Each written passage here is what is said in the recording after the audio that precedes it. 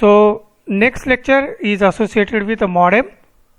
So modem is the device, as we know that whenever you want to communicate with the outside world, your data, the computer is using the data having digital data, and the world outside is analog world.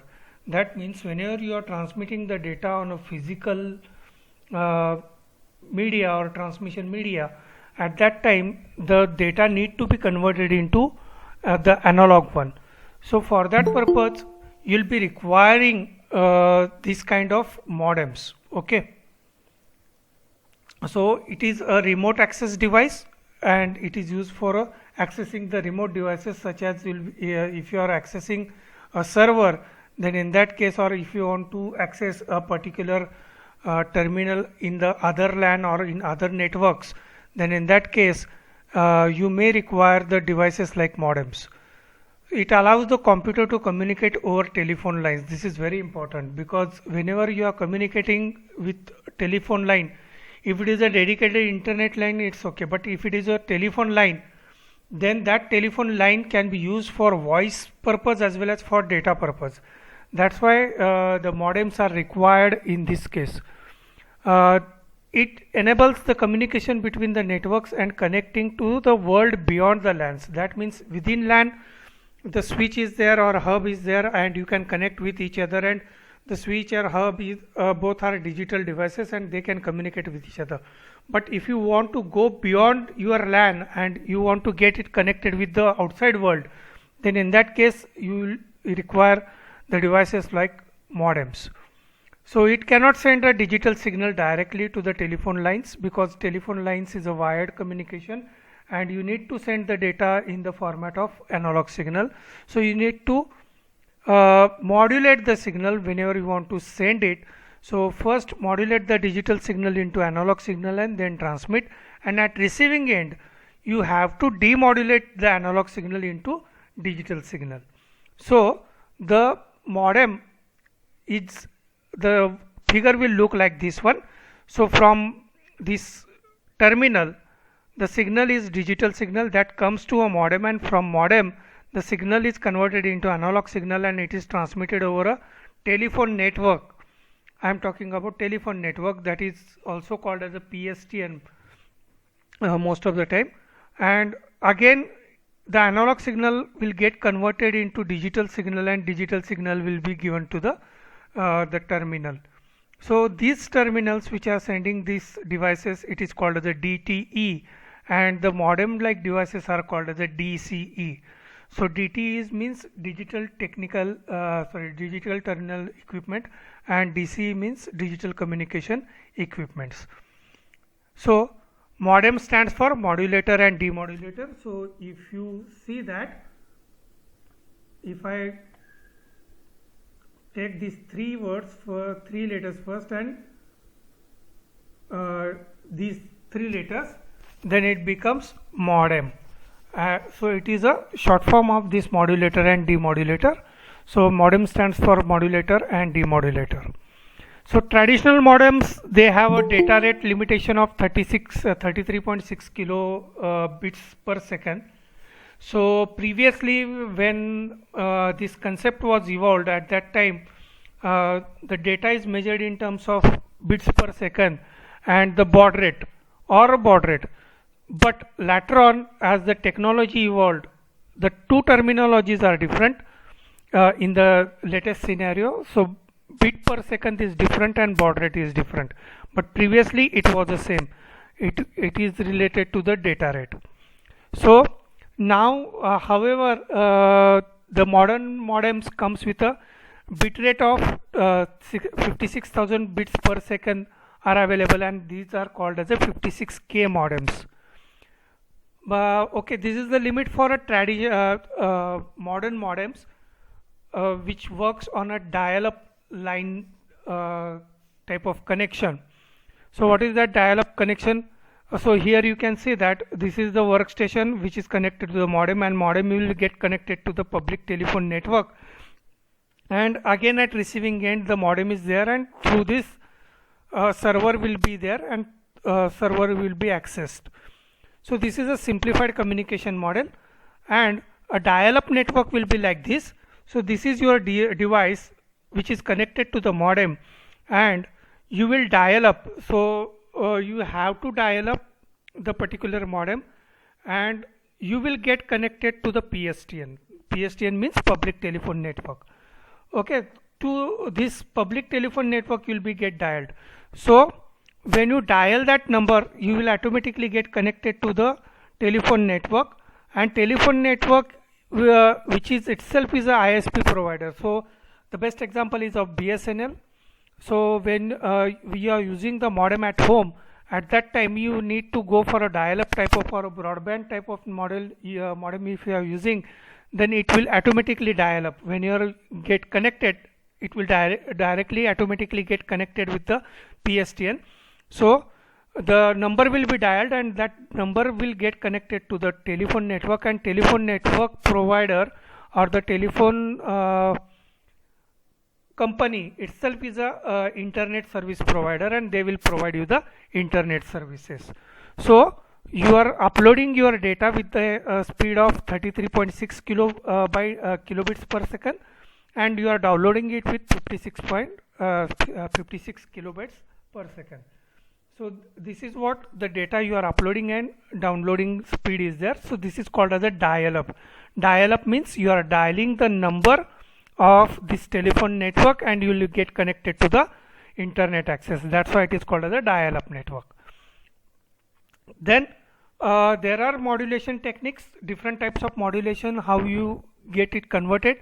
So this is a ASK type of signal.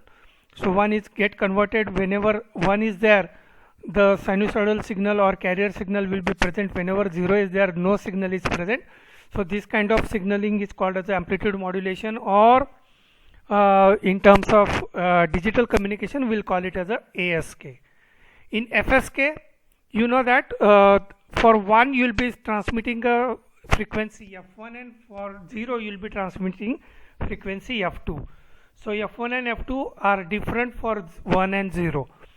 In phase modulation or PSK, there will be a phase. Here it will be a phase of 180 degree.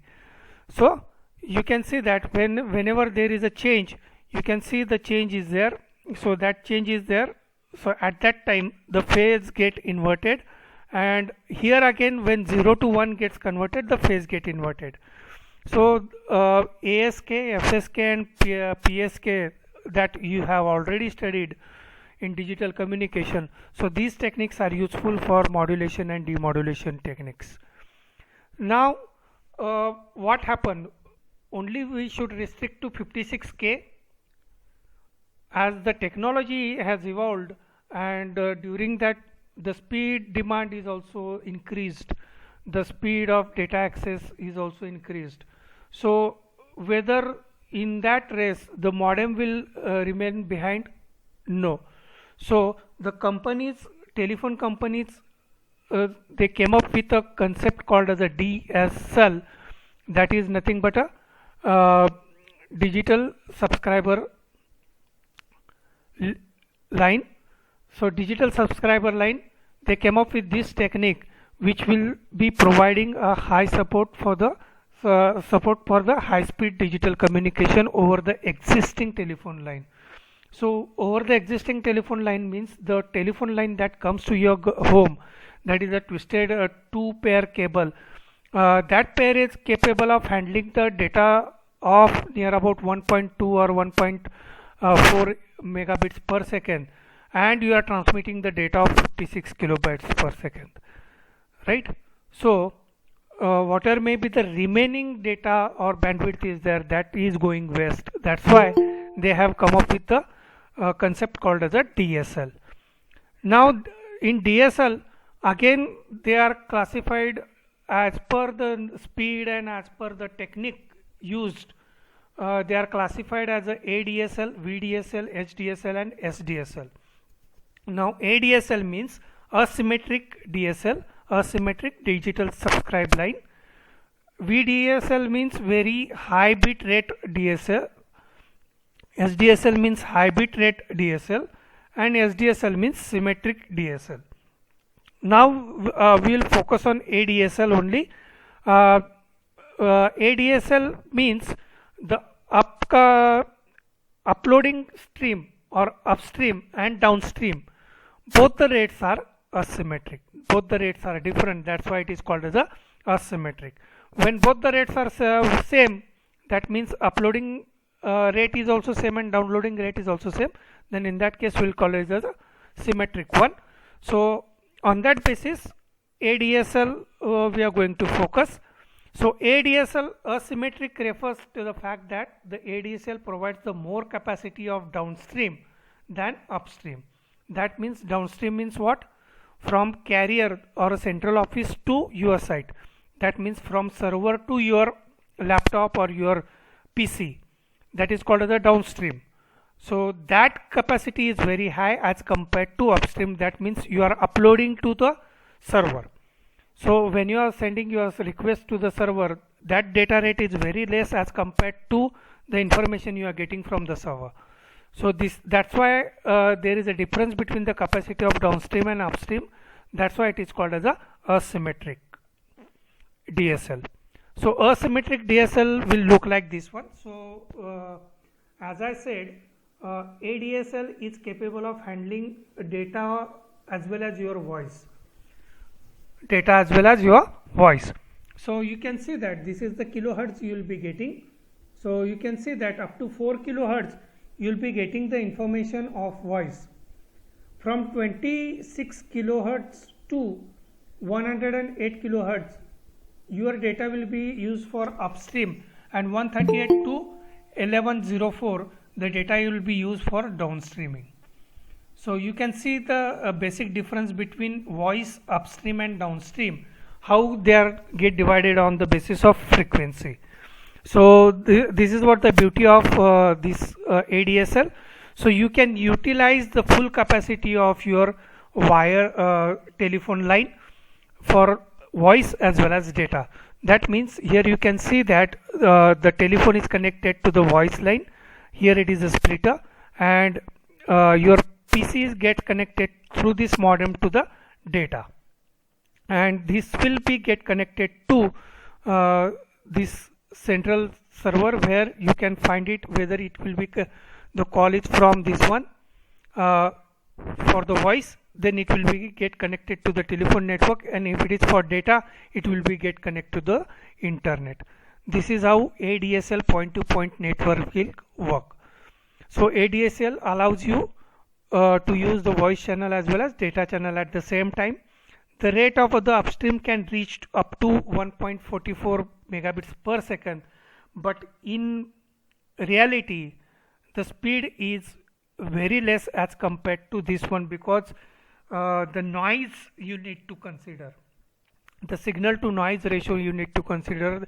Then Shannon theorem come into picture, and because of this Shannon theorem capacity theorem, the capacity of the actual channel will be less than what we actually counted. So actual rate is very less as compared to this one.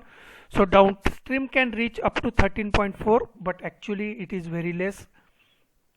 So a very interesting point that the telephone company which is giving you the telephone services, it itself acts as a ISP in the case of ASDL or modem type of concepts. If you are using it, they will be providing you the services of email and internet access through telephone.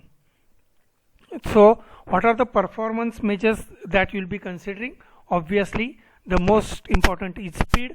So we will call it as a baud rate. So baud rate is nothing but a number of symbols changed per second in a transmission line. Then bits per second, number of bits transmitted per second. Previously this concept of baud rate and bits per second was considered to be same, but as the technology has changed, and compression techniques has introduced, at that time the concept of baud rate and bit per second, they are not equivalent or they are not same. So with the compression techniques there is a change in the signal. So a compressed signal means it is more than 1 bit. That's why So 24 or 28.8 kilobaud can mean 115.2 kbps using v.42 version of the technique you are using for the modern communication. So data is compressed, that's why baud rate and bit per second are not same.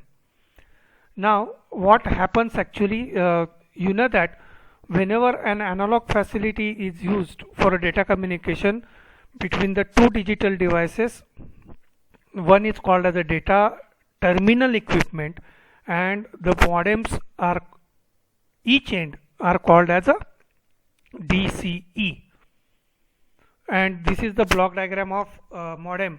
So you can consider that this is connected to the PC, this is connected to the PC or laptop, and this is connected to the transmission media, or it may be connected to your telephonic instrument. So here you can see that the PC through the modem it gets connected to the transmission media. Transmission media may be a telephone line or fiber optics, or it is a wireless communication. So it may be a telephone line.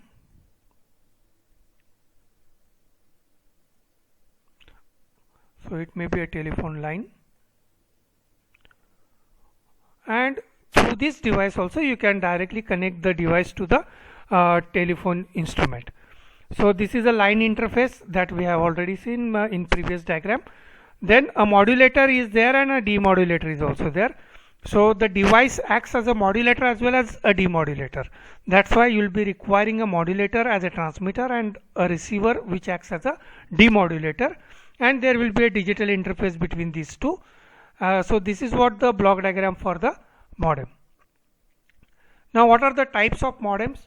So again the types of modems can be several types of modems, and the category you can decide it on the basis of what kind of mode of operation you are using.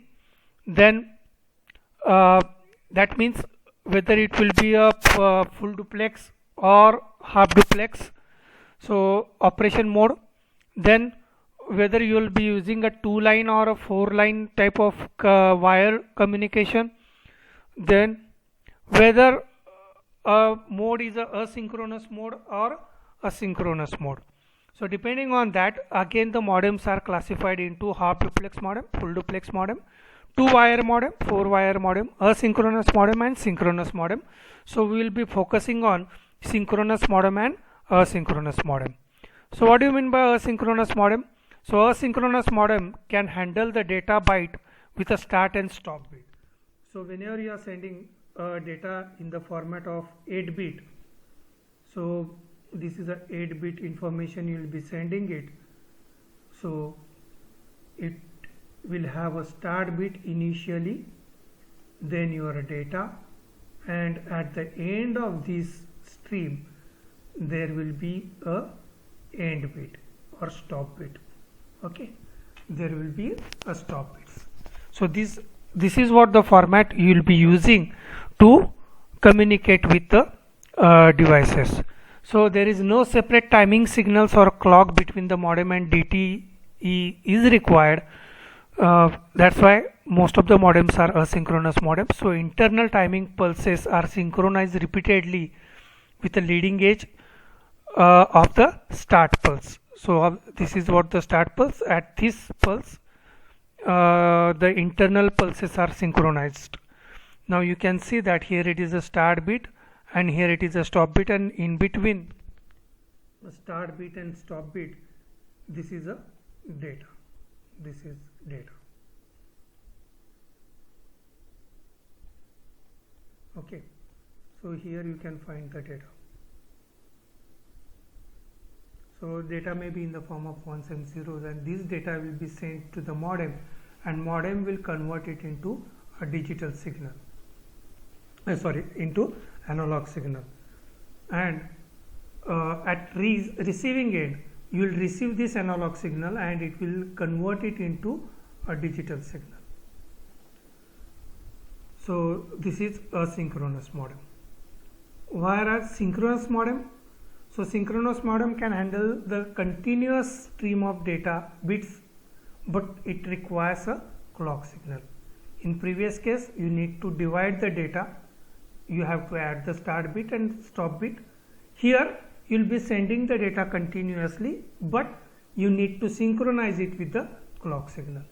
So data bits are always synchronized to the clock signal. There are separate clock for the data bits being transmitted and received. So the clock for receiver and clock for transmitter will be different. There will be a synchronous transmission of the data bits. So DTA can use its internal clock and supply the same for the modem. So here you can see this is the synchronous data and this is the data you will be receiving. So this data, and here it is a transmit clock is there and receive clock is there, and data you will be receiving. So this is how, what is the difference in previous case. In previous case, these two signals were missing. In previous case, a synchronous modem, these two signals were missing. Now you will be requiring a transmitting clock to synchronize the data you want to transmit, and at receiving end also you will require a receiving clock for synchronizing the data. So these are the types of the modems, and there are other type of DSL techniques are there. So what is that? HDSL, that is a high bit rate DSL. It is using a two twisted pair, that means it will be using the same telephone line. Maximum it can go up to 12,000 feet.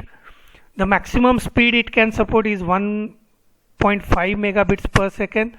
It is a full duplex and it uses a symmetric type of technology.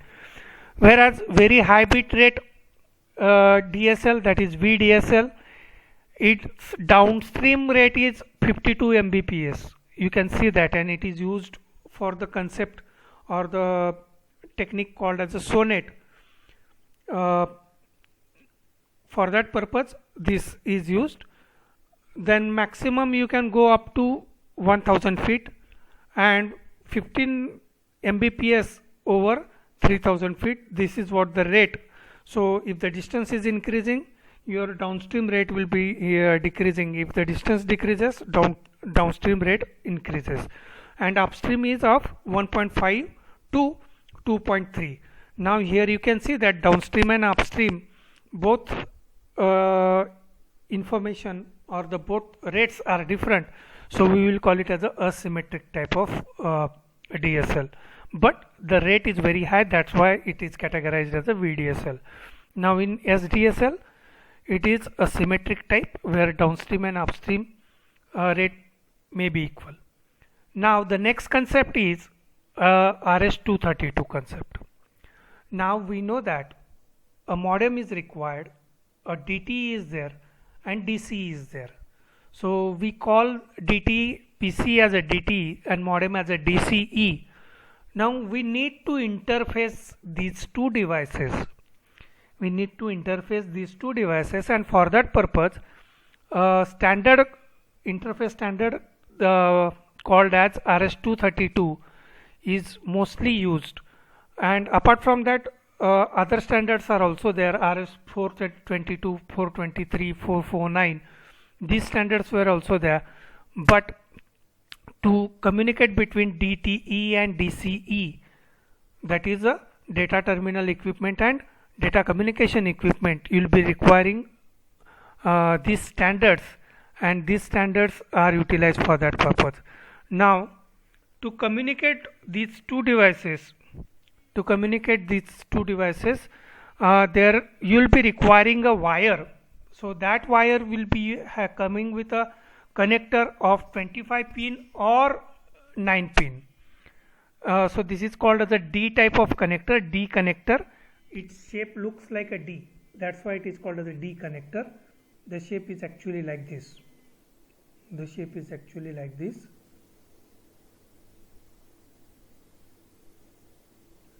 So it looks like a D, hence it is called as a D type of connector. So the combination of 12 pins and 13 pin is there.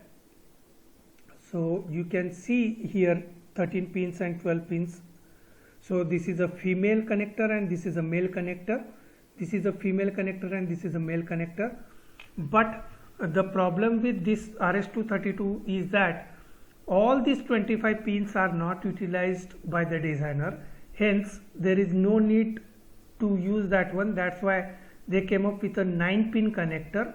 So 9-pin connector is again having the same pins, few pins that are available in DB25 pin.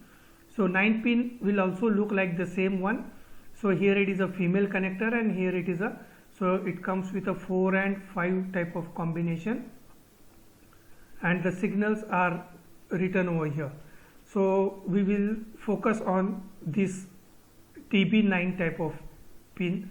So whenever you come and you see your PC or you see your laptop nowadays, in most of the cases the laptops are not coming with this RS232 port, but previous laptops or now most of the PC also, they came up with this RS232 ports. So you can easily watch and you can easily understand such kind of ports which are used for serial communication. So this is how you will be communicating. So RS232, here it is the terminal. So this terminal is nothing but your PC or laptop, and here it is a modem.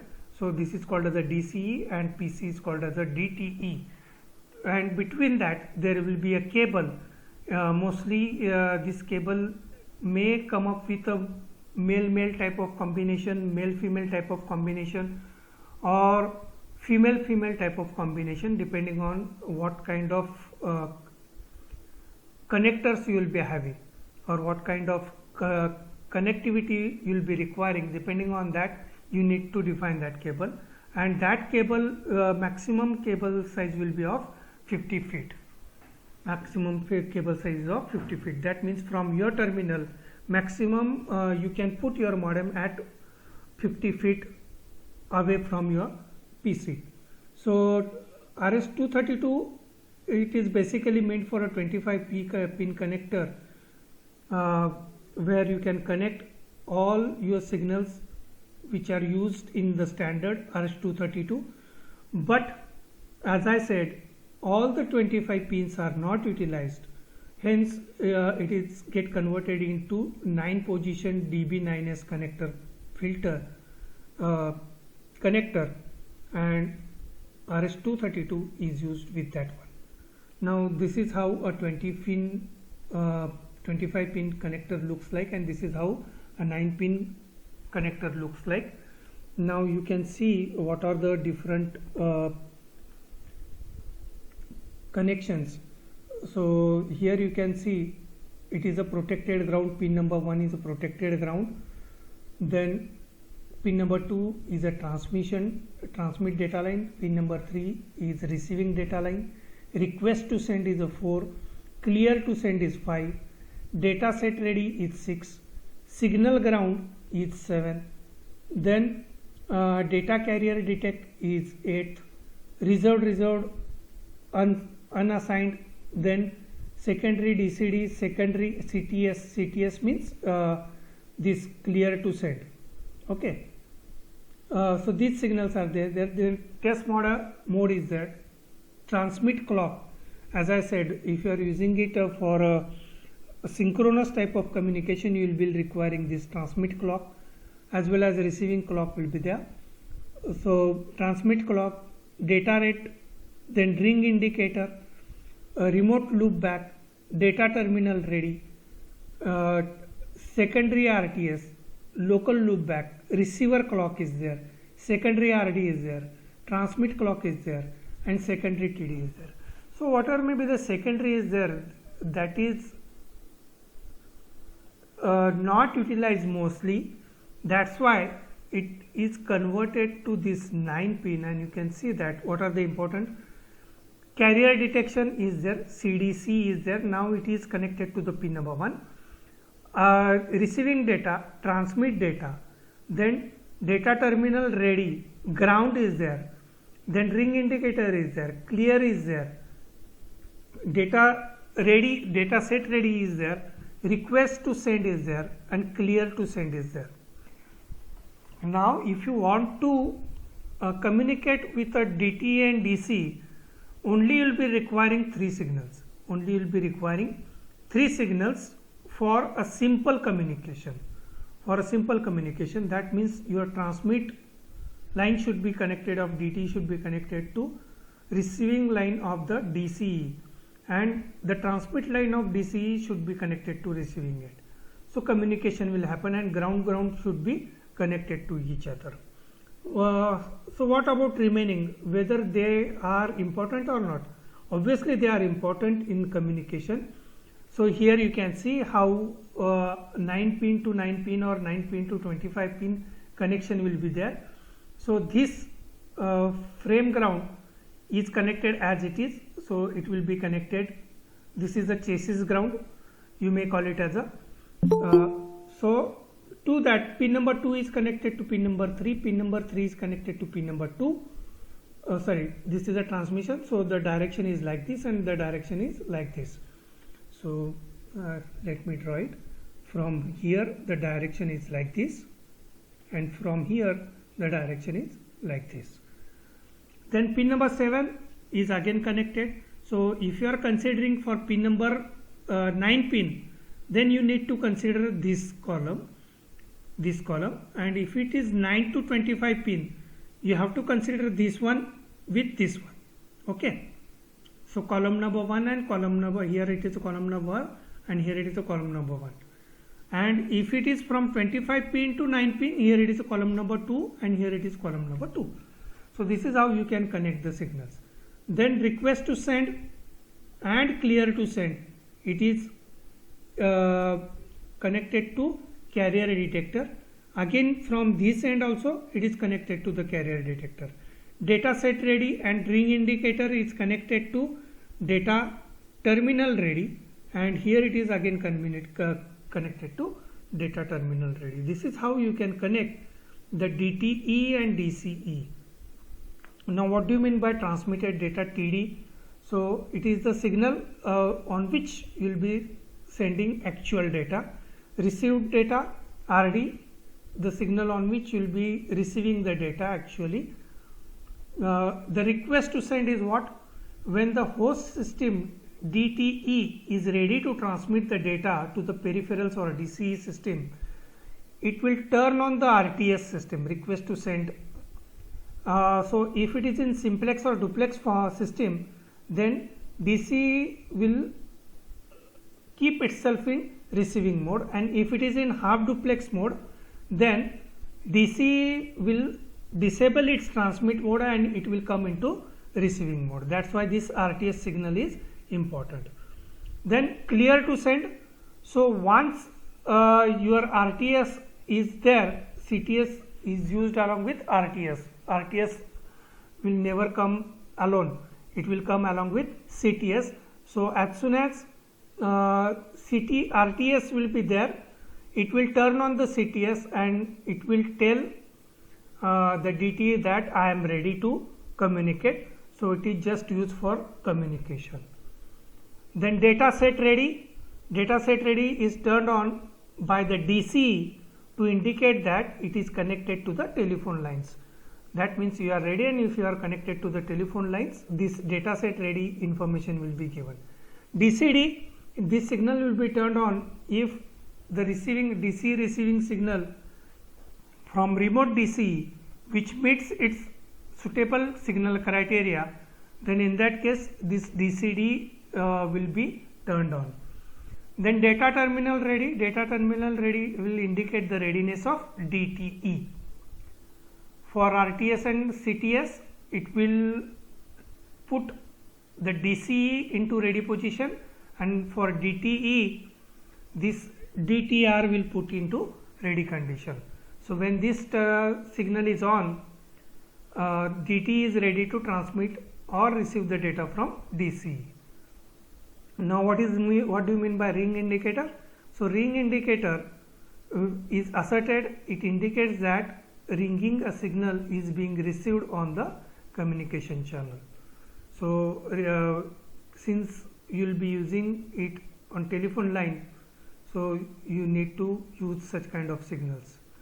Now, as I have already discussed, that there is one limitation of RS232, that even though RS232 standard is designed for 25 pin device or connector, all the pins in these 25 connectors are not used by the designers. So this is what the limitation of this RS232.